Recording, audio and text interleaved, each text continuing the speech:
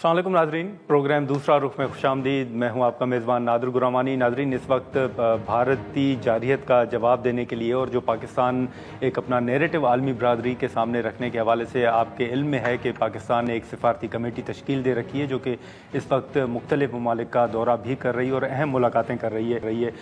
وہاں پر کمیٹی کی جانب سے جو پاکستان کا نیریٹو ہے، جو پاکستان کا موقف ہے، جو حقائق ہیں، وہ مختلف میٹنگز میں سامنے رکھا جا رہا ہے اور یہ بھی بتایا جا رہا ہے کہ عالمی برادری پاکستان کے موقف کو انڈورس کر رہی ہے۔ اسی کے ساتھ ساتھ اب ملک کے اندر اگر سیاست کے حوالے سے بات کریں تو اس وقت حکومت یہ دعویٰ کر رہی ہے کہ ان کا نیریٹو جو ہے وہ مضبوط ہے۔ پاکستان تحریک انصاف نے جو نیریٹو بنایا تھا وہ نیریٹو اب کمزور ہوا ہے۔ اب حکومت کے اپنے دعوے ہیں، پاکستان تحریک انصاف کے اپنے ایک تحفظات ہیں اور ایک تاثر یہ بھی دیا جا رہا ہے کہ پاکستان تحریک انصاف کو امید تھی کہ شاید خان صاحب کو کوئی ریلیف ملے، لیکن اب مذاکرات سمیت کوئی راستہ پاکستان تحریک انصاف کو نظر نہیں آ رہا اور یہی وجہ بتائی جا رہی ہے کہ اب پی ٹی آئی نے جو ملک گیر تحریک ہے اس کا اعلان کر رکھا ہے، جس کی تاریخ کا جلد اعلان بھی متوقع ہے۔ اسی کے ساتھ ساتھ اب مختلف ایشوز ہیں پاکستان میں، سیاسی استحکام کے حوالے سے کیا ہونا چاہیے، کس طرح آگے بڑھنا چاہیے، ان ایشوز پر ہم گفتگو کرتے ہیں۔ ہمارے ساتھ موجود ہیں شاہد کاکان عباسی صاحب، وزیر اعظم ہیں اور عوام پاکستان کے سربراہ ہیں۔ سر بہت شکریہ بھائی صاحب وقت نکالنے کا۔ سر، اب مختلف ایشوز ہیں، ہم مختلف ایشوز کو ڈیل بھی کر رہے ہیں، سفارتی کمیٹی ہو گئی، بھارتی معاملہ ہو گیا، لیکن ملک کے اندر جو استحکام ہے اس کے حوالے سے بڑی بات ہو رہی ہے۔ آپ کی نظر میں کس طرح آگے بڑھا جا سکتا ہے؟ ملک کے اندر جو مسائل ہیں، جو سیاسی استحکام ہے، اس کو کیسے آپ سمجھتے ہیں کہ آگے اس پہ بڑھا جا سکتا ہے؟ دیکھیے، ملک کے اندر جو انتشار ہے اس کی وجوہات پتہ کریں نا۔ وجوہات کیا ہیں؟ الیکشن چوری ہوتے ہیں جی، اس لیے یہ لینے یا دینے والی بات نہیں ہے کہ ہمیں کچھ دو کچھ لے لو۔ مذاکرات کی یہاں گنجائش نہیں ہے، یا ملک کو پہلے رکھیں کہ ملک کے مسائل کیا ہیں، ہم ان کا حل کیسے کریں گے، پھر آپ کو حل ملے گا۔ یہ کہ ہم تمہیں جیل سے نکال دیں گے، وہ چاہیں گے کہ جی مجھے الیکشن کرا دیں، یہ آج ملک کے مسائل کا حل بدقسمتی سے نہیں ہے۔ اس لیے ملک کے مسائل کا حل ڈھونڈیں کہ ملک کے مسائل ہیں کیا، ان کا حل کیسے نکلے گا۔ سیاسی انتشار میں نہیں ہے، ملک نہیں چلے گا، ٹھیک، آپ کی معیشت ترقی نہیں کرے گی۔ یہ باتیں جب آپ کو سمجھ آئیں گی تو حل آپ کو خود مل جائے گا۔ لیکن سر پھر اگر الیکشن کے اوپر سوالات ہیں تو الیکشن کے اوپر سوالات کو کیسے حل کیا جا سکتا ہے؟ وہ ہو گئے نا، الیکشن ہو گیا، اچھا ہو گیا برا ہو گیا، حکومت نہیں چل رہی، ملک نہیں چل رہا۔ اب آپ بیٹھیں ایک ٹیبل پر کہ میں تمہیں اندر رکھوں گا جب تک تم ہماری بات نہیں مانو گے۔ وہ کہتے ہیں، دوسرا آدمی کہتے ہیں میں بات نہیں مانوں گا، میں تو باہر، میرا تو الیکشن میرا ہے۔ بیٹھ کر فیصلہ کریں کہ ملک کیسے چلے گا، اپنے آگے کیسے چلنا ہے۔ اگر آپ مجھ سے بات پوچھیں کہ حل کیا ہے ملک کا، آئین کی بالادستی، آئین کو امپلیمنٹ کرے۔ نہیں، یہ حکومت کنٹینیو کرے؟ جی، یہ حکومت پوری زندگی کنٹینیو کرے۔ آئین کو چلائیں، فنڈامنٹل رائٹس، ذرا شروع سے آئین کو پڑھنا شروع کریں۔ پہلا چیپٹر ہے فنڈامنٹل رائٹ، فنڈامنٹل رائٹس۔ یہ معاہدہ ہے پاکستان کی ریاست کا اس کے عوام سے۔ آپ ہر فنڈامنٹل رائٹ کو وائلیٹ کر رہے ہیں آج، اس کو پڑھ لیں۔ تو میں اگر مجھ سے پوچھے گا نا، میں کہوں مجھے میری کوئی ڈیمانڈ نہیں ہے، میری صرف آپ ملک کے آئین کو پر چلیں، عمل درآمد ہونا، آئین پہ عمل درآمد کر دیں، بس۔ لیکن یہ میری یہ ڈیمانڈ ہے۔ لیکن ابھی صاحب جس طرح آپ کہہ رہے ہیں کہ بیٹھنا چاہیے اور بات کرنی چاہیے کہ کس طرح ملک کو آگے لے کر جا سکتا ہے، تو اس حوالے سے حکومت یہ دعویٰ کرتی ہے کہ ہم نے بڑے پن کا مظاہرہ کیا، تمام اختلافات کے باوجود ہم نے کمیٹی بنائی، اس میں پی ٹی آئی آئی اور پھر واپس چلے گئے۔ دیکھیے، حکومت کے پاس کچھ بھی نہیں ہے نا، کمیٹی میں کچھ نہیں ہے، یہ ایسی ہی باتیں ہوتی ہیں۔ آپ حقیقی معنوں میں حل کرنا چاہتے ہیں یا نہیں کرنا چاہتے ہیں؟ کیا حکومت ان کرسی پر بیٹھی ہے جو اس کی ہیں؟ میں کہتا ہوں پھر بھی آپ بیٹھے رہیں، کوئی بات نہیں۔ آپ کو کرسیوں کا شوق ہے، آپ اپنا شوق پورا کر لیں۔ ملک کا کیا بنے گا؟ آپ چلا سکتے ہیں ملک کو؟ اس لیے اگر آج عمران خان صاحب، ان کی جماعت، بجائے اس کے کہ ان کی ڈیمانڈ یہ ہو کہ عمران خان کو جیل سے نکالیں، آپ یہ کہیں کہ ملک کی فنڈامنٹل رائٹس امپلیمنٹ کریں، چیپٹر 1 ملک کا امپلیمنٹ کریں۔ اور اگر یہ جب ڈیمانڈ ہوگی تو سارے مسائل کا حل نکلے گا۔ اور اگر فنڈامنٹل رائٹس پر عمل درآمد ہوتا ہے سر، تو پھر آپ کی نظر میں کیا چینجز آئیں گے؟ آپ دیکھ لیں، پورا ملک ٹھیک ہو جائے گا۔ الیکشن کے اوپر سوالات ختم ہو جائیں گے۔ الیکشن ہو گیا نا، اس سے مسئلہ ہی وہی ہے نا۔ سر फंडामेंटल राइट वो भी ना मसला आ जाएगा ना। फंडामेंटल राइट्स आपके क्या है? राइट टू एसोसिएट है, ठीक है, आपकी फ्रीडम ऑफ एक्सप्रेशन है, ये सब चीज़ें लिखी हुई हैं। लेकिन भाई साहब फिर जो अपोजिशन की एक स्ट्रेटजी है, जो खान साहब कह रहे हैं कि मैं बात तो करूंगा लेकिन इस्टेब्लिशमेंट के साथ, तो आप समझते हैं कि वो भी कोई मौक़िफ़ या ये मौक़िफ़ है? पाकिस्तान में हाइब्रिड हुकूमत है, इसमें कोई दो राय नहीं है। पिछली हुकूमत भी, इमरान खान साहब भी यही कहते थे, ये भी यही कहते हैं। तो मुल्क में इख्तियारात में एक हिस्सा इस्टेब्लिशमेंट के पास है, ऑफिशियली है। एक हिस्सा मैं यही कह सकता हूँ, शायद सारी हुकूमत मैं तो नहीं जानता, वो जो जानते हैं कि वहाँ फैसले कौन करता है, इख्तियारात किसके पास हैं, उसके मुताबिक अपना काम कर लें। लेकिन अब साहब ये जो जंग की का एक माहौल था, अब जो पाकिस्तान को कामयाबी हासिल हुई, उसके बाद आपको लगता है कि हुकूमत मज़ीद मजबूत है, बड़ा कंफर्टेबल है इस वक्त? वो जो सेम पेज के हवाले से बात की जाती है, तो इस वक्त वही माहौल है? मुल्क के अंदरूनी माहौल पे कोई फ़र्क नहीं पड़ा। सियासी इंतशार आज भी है, हुकूमत आज भी कमज़ोर है, आपकी रिट नहीं है, आपकी फैसले की ताकत नहीं है, आपकी मईशत नहीं चल रही, आपके मसाइल रोज़ बरोज़ बढ़ रहे हैं, हर पाकिस्तानी रोज़ बरोज़ गरीब होता जा रहा है। सतह गुर्बत से नीचे 30% थे लोग 2018 में, आज 7 साल में 42% हो गए। 2,70,00,000 बच्चे आज भी स्कूल से बाहर हैं। आपके पास कोई रिफॉर्म का प्लान नहीं है, कोई इस्लाहात की बात नहीं है, आपको मसाइल की समझ नहीं है, आप कैसे हल करेंगे? तो भाई साहब ये जो 2 दिन कबल समड़ियाल में बाई इलेक्शन हुआ, उसमें अब नून लीग ये कह रही है कि जो प्रो इस्टेब्लिशमेंट वोट है वो भी नून लीग को पड़ा है, और जो पीटीआई ने एक नैरेटिव बनाया था एंटी इस्टेब्लिशमेंट का, वो ख़त्म हो गया है। तो ये कामयाबी समझते हैं कि नून लीग के वोट बैंक में इजाफा हुआ? हर हुकूमत यही बातें करती है। आप सर्वे करा लें ज़रा इलेक्शन में जो उनकी अपनी इत्तेहादी जमात है वो भी शिकायत कर रही है कि धांधली हुई है।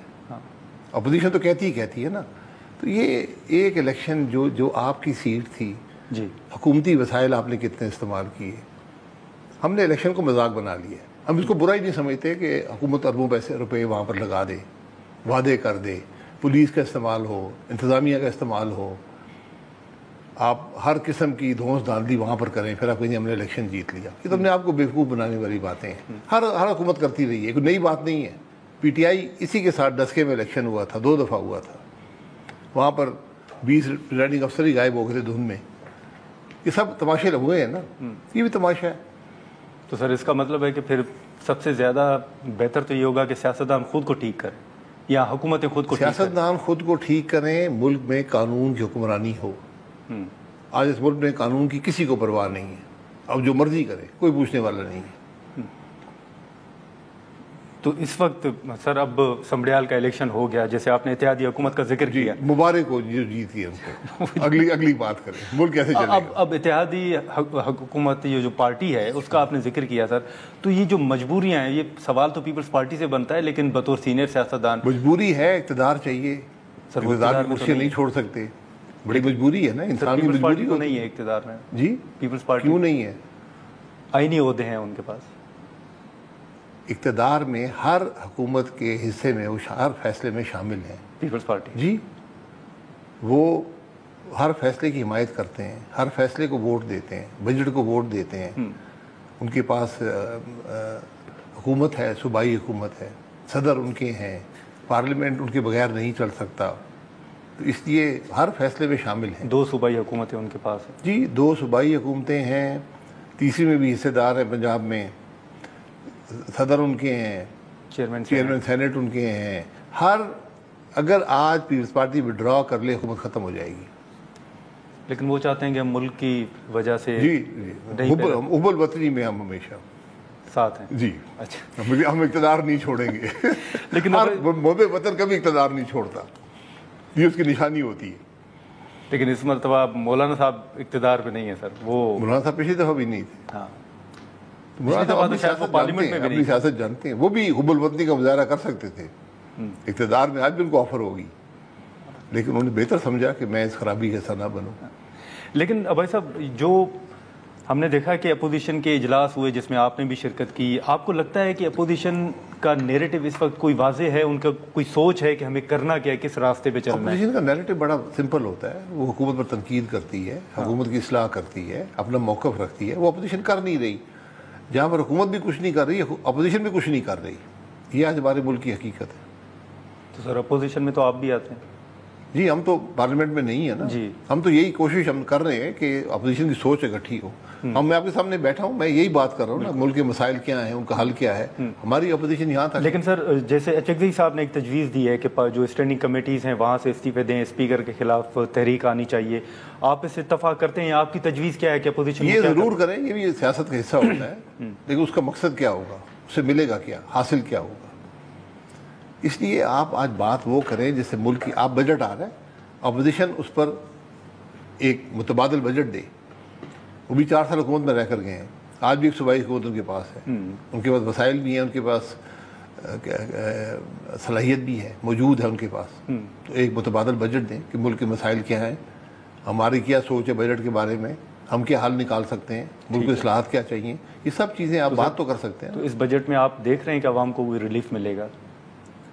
ریلیف آپ جتنا ریلیف مرضی چاہے دے دیں قرضہ لے کر, لیکن وہ مستقل حل نہیں. آپ دے ہی نہیں سکتے نا, آپ کے پیسے ہی نہیں ہیں. ریلیف دینے کے لیے وسائل چاہیے. صحیح. آپ اگر آپ کی کل آمدن سود بھی نہ ادا کر سکے, آپ کیا ریلیف دیں گے؟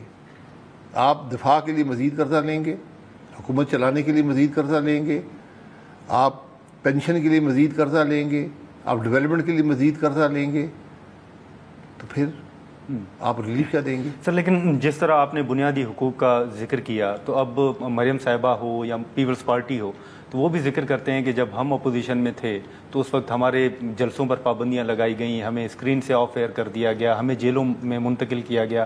آپ سمجھتے ہیں کہ واقعی اس وقت بھی تو غلط ہو رہا تھا کہ اگر آج خان صاحب کو نہیں دکھایا جا رہا تو وہ بھی غلط تھا, یہ بھی غلط ہے. 2 غلطیوں سے ملک ٹھیک ہو جائے گا. اس وقت ہم کیا کہا کرتے تھے؟ سب سے زیادہ پریس کانفرنس میں نے کی ہیں. ہم نے کچھ سیکھنا چاہیے تھا نا اس سے. اگر آپ ان غلطیوں کو دہرائیں گے تو کل جو آئے گا وہ پھر غلطیاں آپ پہ, وہی غلطیاں آپ کے ساتھ کرے گا جو آپ اس کے ساتھ کر رہے ہیں. ملک ٹھیک ہو جائے گا. آپ بڑا پن دکھاتے نا. کیا ہونا چاہیے تھا سر؟ چلنے دیں ملک کو.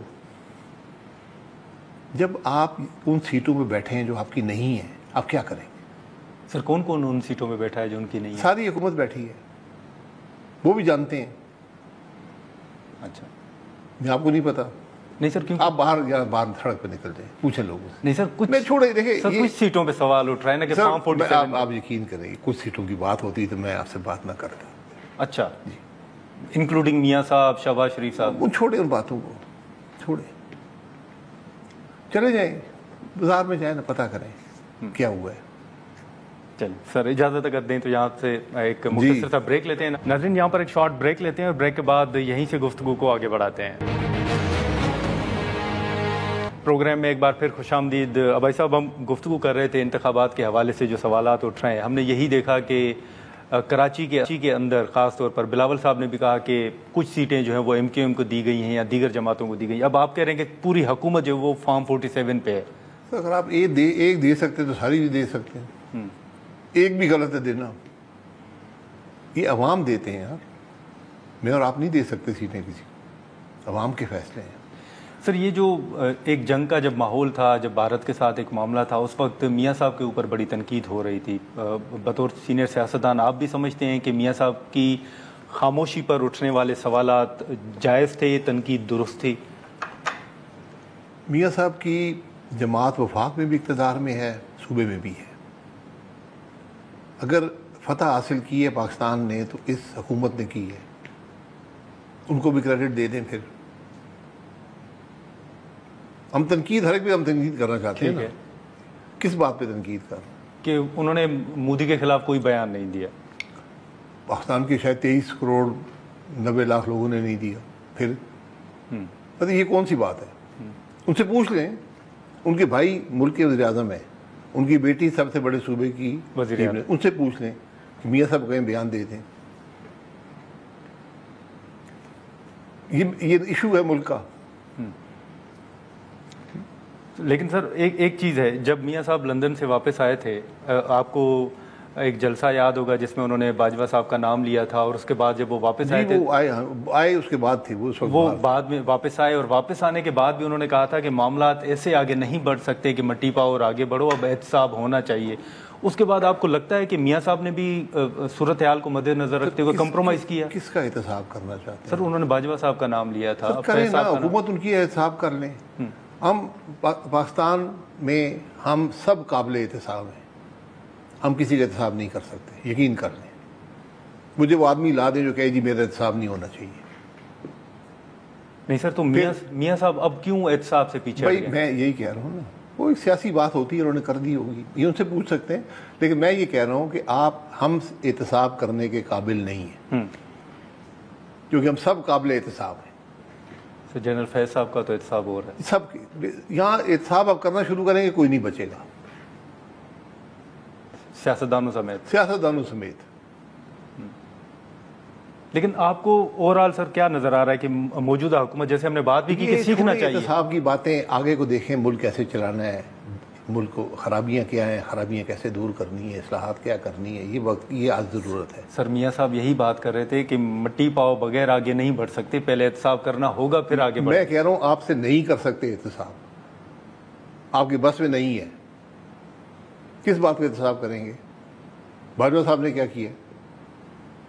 جو اس سے پہلے لوگوں نے نہیں کیا، اس کے بعد لوگوں نے نہیں کیا، سب کر رہے ہیں۔ چھوڑیں ان باتوں کو، ملک کو چلائیں۔ احتساب خود ہوگا جب ملک میں نظام ہوگا، جب ملک میں آئین کی بالادستی ہوگی، خود احتساب ہوگا، کسی کی ہمت نہیں ہوگی کہ آئین توڑے۔ تو موجودہ سیٹ اپ میں بھی آپ کو کوئی مداخلت اداروں کی نظر آ رہی ہے؟ کس میں؟ نہیں، یہ سیٹ اپ بغیر مداخلت کے چل رہا ہے۔ الیکشن بھی ٹھیک ہوا، الیکشن بھی ٹھیک ہو رہے ہیں، ملک بھی ٹھیک چل رہا ہے، ترقی کر رہا ہے، تو پھر آپ لوگ غریب سے غریب تر ہوتے جا رہے ہیں۔ یہ کیسے ہو رہا ہے؟ معیشت کمزور سے کمزور تر ہوتی جا رہی ہے، قرضے ہر روز بڑھ رہے ہیں، کیسے ہو رہے ہیں؟ ملک کا یہ تماشا نہیں ہے، یہ 24 کروڑ عوام کا ملک ہے۔ یہ جو لوگ آج کرسیوں پہ، اقتدار کی کرسیوں بیٹھے، کرسیاں ان کی نہیں ہیں، پھر کون سے نظام کی بات کر رہے ہیں آپ؟ ہمارے ملک کے لوگوں نے اس کو بھی قبول کر لیا، اس بات کو۔ اس ملک کے عوام کی برداشت کو دیکھیں۔ سر میں ایک چیز صرف آپ سے جاننا چاہوں گا کہ یہ موجودہ سیٹ اپ چلیں، جن کرسیوں پر بیٹھا ہوا ہے وہ ساری کرسیاں ان کی نہیں ہیں، آپ کا تجزیہ کیا ہے سر کہ یہ کس کا مینڈیٹ تھا اور کس کو دیا گیا؟ سر چھوڑیں اس بات کو، میں کیا فیصلہ کر سکتا ہوں؟ جب آپ ووٹ نہیں گن سکتے، جب آپ کا تضاد ہے، جو پریزائڈنگ افسروں نے لکھا ہے، ووٹ کرنا مشکل کام ہوتا ہے، ووٹ گننا یہ ناممکن کام ہے۔ آپ نے اکٹھے کر کے فارم 45 جو ہیں، ٹھیک ہے، 300-400 فارم 45 ہوتے ہیں ایک حلقے کے اندر قومی اسمبلی کے، اکٹھے کر کے ان کو آپ نے ایڈ کرنا ہے اور فارم 47 جاری کرنا ہے۔ کھلا تضاد ہے۔ اس ملک کے عوام نے یہ بھی ظلم برداشت کر لیا، اب آگے بتائیں ملک کے حالات ٹھیک کیوں نہیں ہو رہے؟ یہ سوال ہے۔ تو سر اس کے لیے پھر اب اسمبلی کے اندر اگر آپ دیکھ لیں 26ویں آئینی ترمیم ہوئی، حکومت دعویٰ بھی کر رہی ہے کہ بھائی 26ویں آئینی ترمیم ملک کے حق میں تھی۔ وہ سر آپ بتائیں گے؟ نہیں، آپ بتائیں، آپ لوگوں سے پوچھیں۔ جس ملک کا چیف جسٹس آج سو موٹو پاورز نہیں رکھتا، جس ملک کا چیف جسٹس اپنے ججز کی پرفارمنس نہیں ایویلویٹ کر سکتا، جو بینچ نہیں بنا سکتا، جو کانسٹیٹیوشنل پٹیشن نہیں سن سکتا، وہ کون سا عدل کا نظام ہے؟ ہم سب بعد میں پچھتاتے ہیں۔ آج سے چند سال بعد آپ سنیں گے یار بڑا ظلم ہو گیا 26ویں امینڈمنٹ۔ یہی جماعتیں کریں گی، یہی جماعتیں جو آج کر رہے ہیں، اور سب سے آپ پوچھیں گے کہ میں نے بڑی دباؤ میں ووٹ دیا، جی میں اللہ سے معافی مانگتا ہوں، میں نے دباؤ میں ووٹ دے دیا۔ یہ تماشے ہمارے ملک میں جب سے بنائے لگے ہوئے ہیں، ہم نے یہی سنا ہے۔ ذوالفقار بھٹو کو پھانسی ہو گئی، ہر جج نے مرنے سے پہلے کہا جی میں نے دباؤ میں، ذوالفقار بھٹو تو پھانسی لگ گیا۔ تو پھر لیکن سر آپ نے کئی الیکشن دیکھے ہیں، کئی ملک میں حکومتیں بنتے گرتے دیکھی ہیں، اس الیکشن میں یا موجودہ اسمبلی کو آپ ماضی کی اسمبلی سے اگر کمپیئر کریں تو آپ کو کیا فرق نظر آ رہا ہے؟ دیکھیں ہر الیکشن میں کچھ نہ کچھ خرابی تھی، لیکن جو 18 اور 24 کے الیکشن ہیں یہ بہت زیادہ خرابی ہے۔ یہ تو مکمل طور پر الیکشن پہلے ہوتا یہ تھا کسی کو زیادہ مضبوط کر دو، کسی کو کمزور کر دو، اس قسم کے الیکشن ہوا کرتے تھے، 4 6 8 10 20 سیٹوں پہ ہوتی تھی۔ اس قسم کے رزلٹ کبھی بدلے نہیں گئے جس طرح 18 اور 24 میں ہوا. ایک تو یہ بھی ایک سر سوال ہے نا کہ اگر پی ڈی ایم کی حکومت جب تحریک عدم اعتماد لائی گئی اور اس تحریک کے بعد اگر انتخابات کی طرف جاتی تو بھی حالات مختلف. یہ سوال نہیں ہے, یہ رائے ہے. نہیں, آپ سے سر سوال کر رہا ہوں کہ آپ سمجھتے ہیں کہ اس وقت اگر حکومت بنانے کی بجائے الیکشن کی طرف پی ٹی آئی کی کوئی مقبولیت ملک میں نہیں تھی. نہیں تھی. ہاں. پھر آپ نے فیصلہ کیا حکومت چلائیں گے, آپ نے ان کے سب گناہوں کو دھو دیے اور اپنے ذمہ لے لیے, اور الیکشن میں جو کچھ ہوا سارا پاکستان جانتا ہے. وہ ایک غلطی تھی اس وقت کی. وہ غلطی تھی, انسان سے غلطیاں ہوتی ہیں. لیکن سر حال ہی میں ہم نے دیکھا کہ آپ نے بلوچستان کا بھی دورہ کیا, وہاں پر آپ نے دیکھا کہ دھرنا بھی تھا, باقی ایشوز بھی. اب وہاں پر پیپلز پارٹی کی حکومت بھی ہے. آپ کیا دیکھ رہے ہیں کہ کیا حکومت آپ کو سنجیدہ نظر آ رہی ہے کہ بلوچستان کے مسائل کا حل ہو؟ اگر ہو تو کیا ہونا چاہیے؟ وہاں کے لوگوں کی بات سنیں, وہاں پہ آئین کو پر عمل درآمد کریں. جو سارے پاکستان کا مسئلہ ہے وہاں کا مسئلہ بھی وہی ہے. لوگوں کو عزت دیں, ان کی رائے کا احترام کریں, ان کے حقوق پر جو شک شبہات ہیں ان کو دور کریں, جو فنڈامنٹل رائٹ سے بحال کریں. یہی پاکستان کے مسائل ہیں. لیکن سر بلوچستان اور خیبر پختونخوا کے حالات باقی صوبوں سے اگر کمپیئر کریں تو وہ تھوڑے مختلف ہیں. زیادہ کیوں خراب ہے؟ امن و امان کے حوالے سے کیوں؟ آپ کی ذمہ داری ہے نا, وفاقی حکومت بھی صوبائی مل کر اس کو حل کرے. عوام کے امن دینا, تحفظ دینا, یہ حکومت کی ذمہ داری ہوتی ہے. تو بیٹھ کر حل کریں, پتہ کریں مسئلہ ہے کیا مسئلے کا حل اس پر حملہ اپنے اس پہ ان کو فورس کے ذریعے ان کو آپ نے حل کرنا ہے, یا ڈائلاگ چاہیے, یا مسائل کا حل چاہیے. یہ سب باتیں آپ کو سوچنی پڑیں گی. لیکن سر جیسے ہم نے الیکشن کے حوالے سے ذکر کیا پیپلز پارٹی کے جو اتحادی جماعت ہے, اسی طرح وہ 9 مئی کے حوالے سے بھی اب رائے رکھتے ہیں کہ 9 مئی پر 10 مئی جو ہے وہ بھاری پڑ گیا ہے, اب ہمیں آگے بڑھنا چاہیے. آپ بھی سمجھتے ہیں سر کہ کون سے 9 مئی پر 10 مئی بھاری ہو گیا؟ 10 مئی کو کیا ہوا؟ 10 مئی کو جو بھارت کے ساتھ جنگ ہم نے جیتی. بھارت کا جنگ ایک علیحدہ بات ہے, اس کا 9 مئی سے کوئی تعلق نہیں ہے. 9 مئی کو پاکستان میں فوجی تنصیبات پر پاکستان کے شہریوں نے حملہ کیا. یہ بات قابل قبول نہیں ہے. اس کو آپ نے اس طرح پروسیکیوٹ کرنا تھا. 2 سال پروسیکیوشن میں جب ڈیلے ہو جائے, شک شبہ پیدا ہو جاتا ہے فیصلوں کے بارے میں. مسئلہ یہ ہے, وہ سیاسی بن گیا معاملہ کہ تو اس کو آپ نے پہلے دن ہی حل کرنا چاہیے تھا. شہادتیں آپ کے پاس تھیں, آپ لوگوں کو عدالتوں میں کھڑا کرتے, ان کو سزائیں دیتے تاکہ یہ کام پھر نہ ہوتا. اب آپ نے اینٹی ٹیررسٹ عدالتوں میں, فوجی عدالتوں میں فیصلے ہوئے ہیں. یہ بہت مشکل ہوگا, اس کو تاریخ شاید اچھی نظر سے ان چیزوں کو نہیں دیکھے گی. سویلینز کے ملٹری ٹرائل پر آپ سمجھتے ہیں کہ حکومت کو کل پچھتانا پڑے گا؟ حکومت کی بات نہیں ہے. اگر ملٹری ٹرائل قانون میں موجود ہے تو آپ کر سکتے ہیں, اس میں بڑا کلیئر ہے. آرمی ایکٹ میں سویلینز کا ملٹری ٹرائل اجازت دیتا ہے اگر وہ دفعے لگے ہوں. تو یہ وکیل ہی بتائے گا. لیکن جب آپ نے سارا عدل کا نظام ہی مسخ کر دیا ہے تو پھر انصاف تو ختم ہو گیا نا. انصاف کے تقاضے ہمیشہ پورے کرنے چاہیے. بدترین بھی کسی نے جرم کیا ہو, اس کا حق ہے کہ انصاف کے تقاضے پورے ہوں. سر ابھی اسمبلی کے اندر آپ کے علم میں ہوگا کہ اسپیکر قومی اسمبلی نے اپوزیشن لیڈر عمر ایوب صاحب کے خلاف ایک ریفرنس جو ہے وہ موو کیا ہے الیکشن کمیشن کے پاس کہ عمر ایوب صاحب نے اپنے ایسٹس جو ہیں وہ چھپائے ہیں, اور بابر نواز خان صاحب کی کوئی درخواست ہے اس پر. آپ سمجھتے ہیں کہ یہ اس وقت اس مرحلے پر یہ ریفرنس موو کرنا وہ بھی اپوزیشن لیڈر کے خلاف یہ ایک اچھی مثال ہوگی؟ مجھے دیکھنا پڑے گا قانون کیا ہے. میرا نہیں خیال کہ اسپیکر کا ایسے کو تعلق ہے اس معاملے سے, ہونا چاہیے. یہ آپ ڈائریکٹلی پٹیشن کر سکتے ہیں, اس کا ایک وقت ہوتا ہے الیکشن کمیشن کے پاس. میرا خیال وقت گزر گیا ہے, اب ٹائم بارڈ ہے تو دیگر آپ کے پاس عدالت میں آپ جا سکتے ہیں. سر ایک آخری سوال ہوگا کہ اب آپ کی جماعت کی آگے کیا ہے اسٹریٹجی؟ آپ سمجھتے ہیں کہ دیگر جماعتوں کے ساتھ مل کر کوئی لائحہ عمل جوڑا جائے گا, کوئی تحریک, کوئی اسٹریٹجی آپ نے تیار؟ جو بھی آئین کی بات کرے گا, ملک میں قانون کی حکمرانی کی بات کرے گا, ہم اس کے ساتھ ہیں. ہم کسی غیر آئینی عمل کا حصہ نہیں بننا چاہتے. ہم نے اپنی جماعت کو گرو کرنا ہے, ہم کام کر رہے ہیں, ہر ضلع میں جماعت کو اسٹیبلش کر رہے ہیں. ہم نے صلاحیت جماعت کے اندر پیدا کر لی ہے ملک کے مسائل پر بات کرنے کی, ملک کے مسائل پر توجہ دلانے کی, ملک کے مسائل کے حل بتانے کی. تو ہم اس پہ مستقل کام کر رہے ہیں. یہ جو ملک تحریک پی ٹی آئی شروع کر رہی ہے، آپ کو دعوت دی گئی ہے؟ نہیں، ہمیں کوئی دعوت نہیں ہے. ملک تحریک کس مقصد کے لیے؟ اگر وہ قانون کی بات کریں گے، حکمرانی کی، ہم ان کے ساتھ ہیں. وہ آئین کی بالادستی کی بات کریں گے، ہم ساتھ ہیں. کسی کے بھی، ہم نے پہلے یہ بات کہہ دی ہے. یہ ہر پاکستانی کا ہونا چاہیے، صرف میری بات نہیں ہے. چلیں ٹھیک ہے بھائی صاحب، بہت شکریہ سر وقت نکالنے کا. ناظرین، شاہد خاقان آباد کی گفتگو آپ نے سنی. ہم یہاں پر ایک مختصر سا بریک لیتے ہیں اور بریک کے بعد گفتگو کو آگے بڑھاتے ہیں.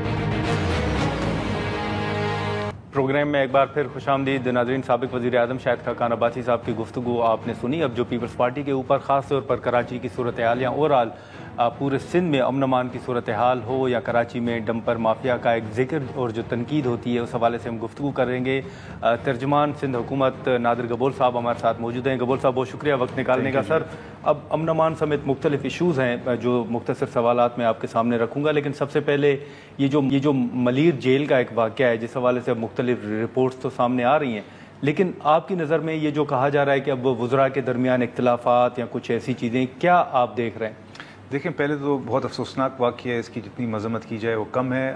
جیل انتظامیہ نے اپنے طور پہ ہیومینیٹیرین گراؤنڈز پہ ایز اے پریکاشن ان کو معطل کیا، منتقلی کی تھی ان کی بلڈنگ سے باہر، تاکہ خدا نخواستہ ارتھ کوئک کی صورت میں اگر اموات ہو جاتی تو ایک یہ ہیومینیٹیرین ایشو بہت بڑا بن جاتا کہ جیل کی کسٹڈی میں لوگوں کی، اب کانوکٹس کی بے شک ہم جان تو ضائع نہیں ہونے دے سکتے تھے، بٹ انفارچونیٹ مینجمنٹ ہوئی ہے جس کا موقع اٹھاتے ہوئے ان تمام جو کانوکٹس ہیں انہوں نے شاید پھر بھاگنے میں یہ کامیاب ہوئے ہیں.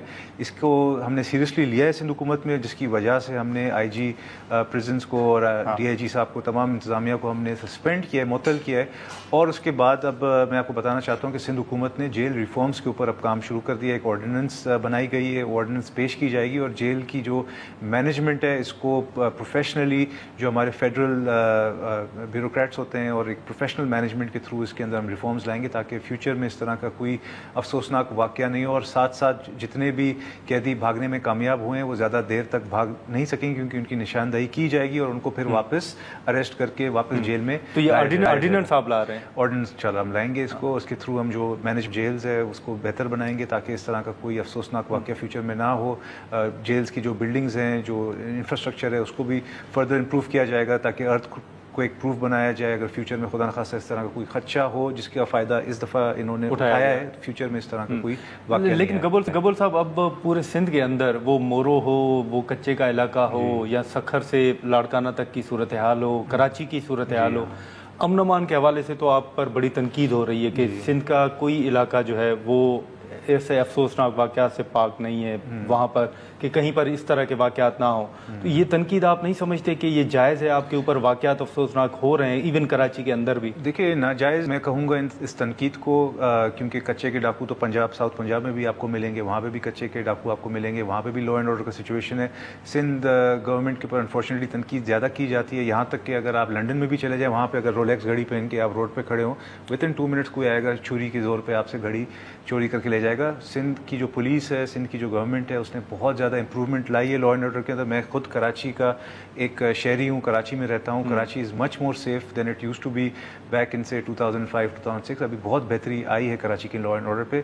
اوبیسلی جہاں پہ اتنا بڑا ایک شہر ہوتا ہے، 3 کروڑ سے زیادہ آبادی ہے، وہاں پہ اس کے اپنے ایک انفراسٹرکچرل اور ایشوز ہوتے ہیں، بٹ ہمارا فوکس ہے لا اینڈ آرڈر پہ. اسپیشلی کراچی کیونکہ ایک میٹروپولیٹن سٹی ہے، کراچی کا بزنس اور فائنینشیل ہب ہے. بزنس کمیونٹی کو پروٹیکشن دینا، عام شہریوں کو پروٹیکشن دینا، وہ گورنمنٹ کی ذمہ داری ہے.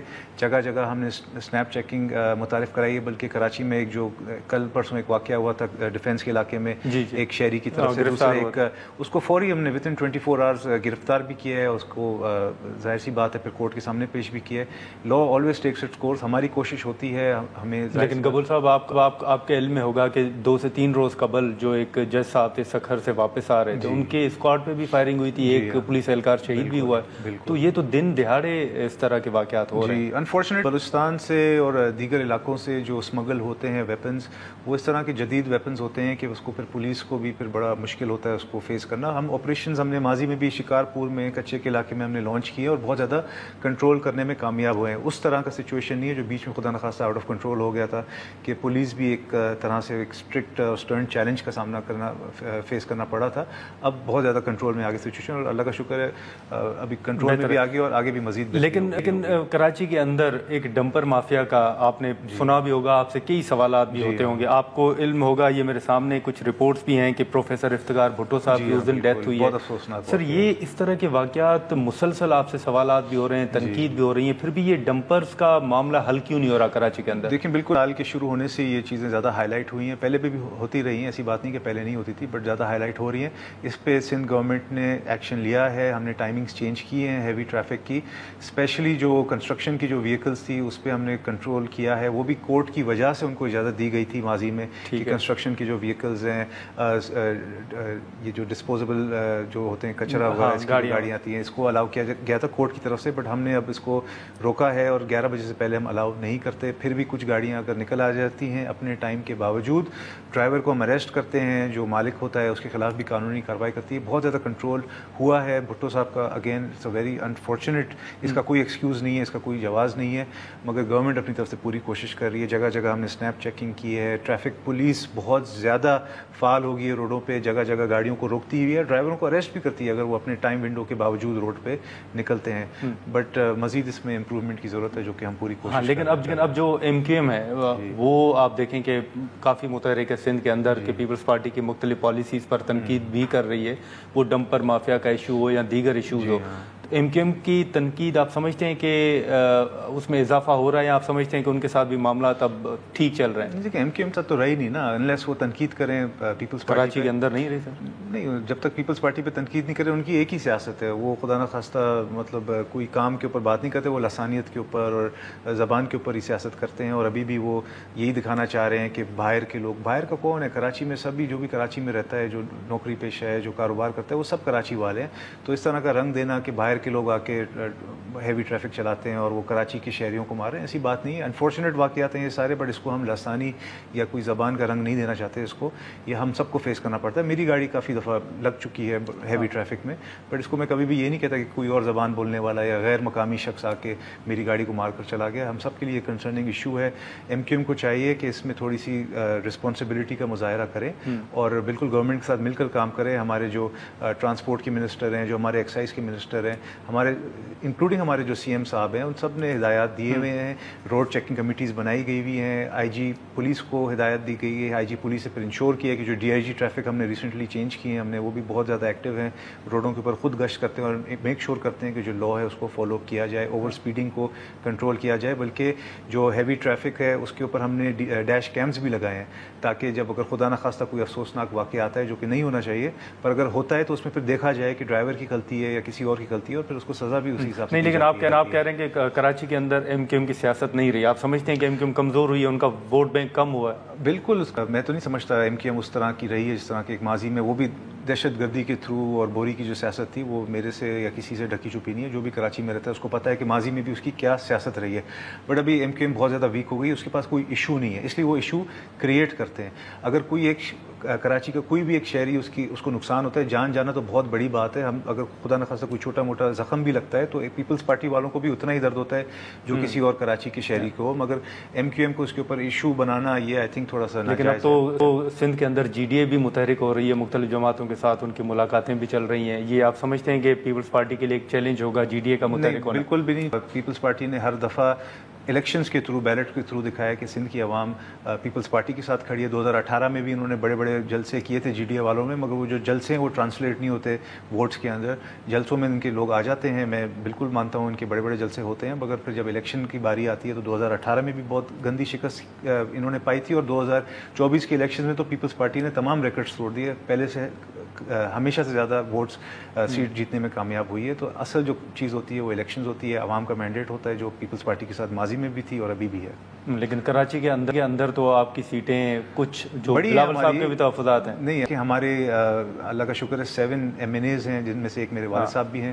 تو پیپلز پارٹی پہلے سے بہتر پرفارمنس دکھانے میں کامیاب ہوئی ہے کراچی کے اندر, اور ہمیں امید ہے کیونکہ میئر بھی ابھی ہمارے ہیں, لوکل گورنمنٹ بھی ظاہر سی بات ہے ہماری, جو ہم کام کر رہے ہیں, جو ہم نے اشارہ بھٹو بنایا ہے, ہے, جو ہم نے سول ہاسپٹل کے اندر کام کیا ہے, جو ہم نے جنا ہاسپٹل کے اندر کام کیا, اس کے علاوہ شہر کے اندر جو ہم نے انڈر پاسز, فلائی اوورز بنائے, ہم نے کام ہم کر رہے ہیں.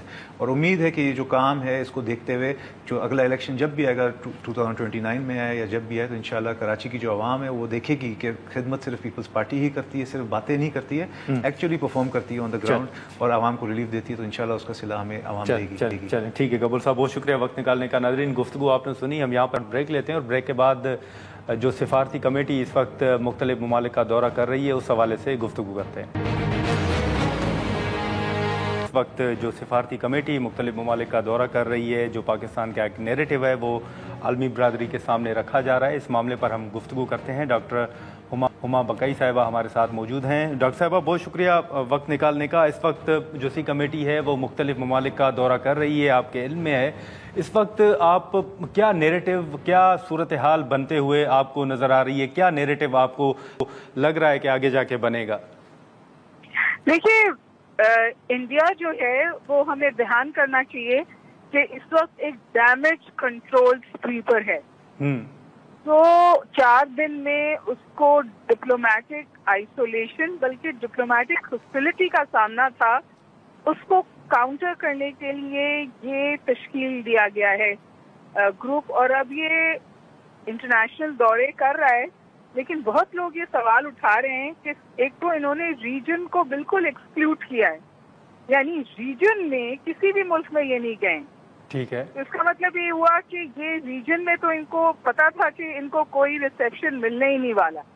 اچھا باہر بھی جا کر, حالانکہ یہ اتنا بڑا وقت ہے, 53-54 لوگ ہیں, بائی پارٹیسن ہے, ششی تھرور اس کو لیڈ کر رہے ہیں, جو سمجھا جاتا ہے کہ اسپن ماسٹر ہیں, یعنی وہ بات کو گھمانے میں مہارت رکھتے ہیں. جی ظاہر ہے ان کو اس وقت ایک اسپن ڈاکٹر کی ضرورت تھی, لیکن اس کے باوجود جو ایک سوال نیگنگ بھی اس گروپ سے اٹھایا جا رہا ہے وہ یہ ہے کہ آپ اکمپلش کیا کرنا چاہ رہے تھے, اور آپ نے 4 روز میں کیا اکمپلش کیا.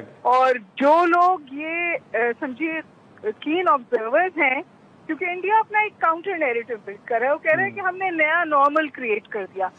اب ہم نے, اور جس کی طرف طاہر صاحب نے بھی اشارہ کیا کہ جنگ جو ہے وہ جو ٹریڈیشنل باؤنڈریز تھی ان سے نکل کر ایکسپینڈ ہو گئی ہے.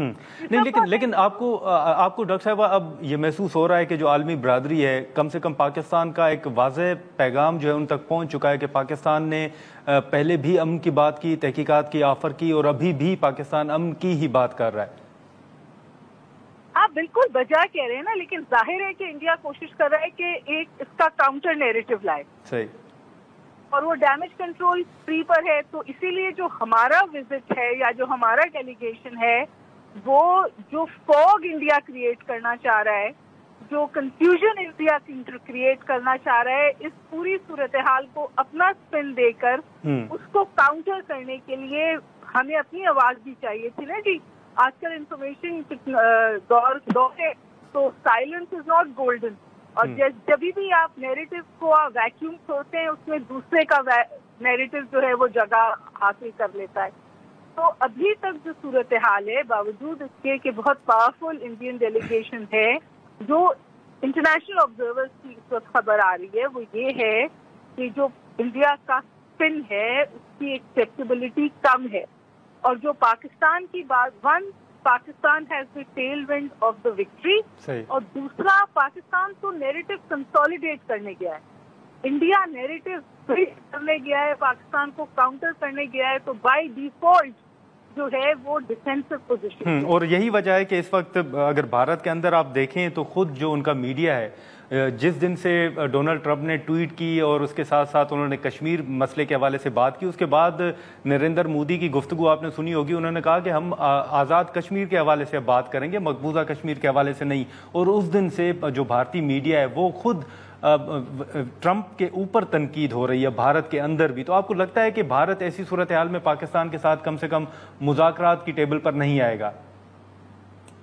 فوری تو بالکل مذاکرات کی ٹیبل پہ نہیں آئے گا, بلکہ یہ بہت اس بات کے چانسز ہیں کہ مودی اپنی جھونج میں اور اپنی سیاسی بقا کے لیے کوئی ایک اور اس قسم کا مس ایڈونچر کرنے جائیں. تو ہمارے لیے الرٹ ہونا تو انتہائی ضروری ہے.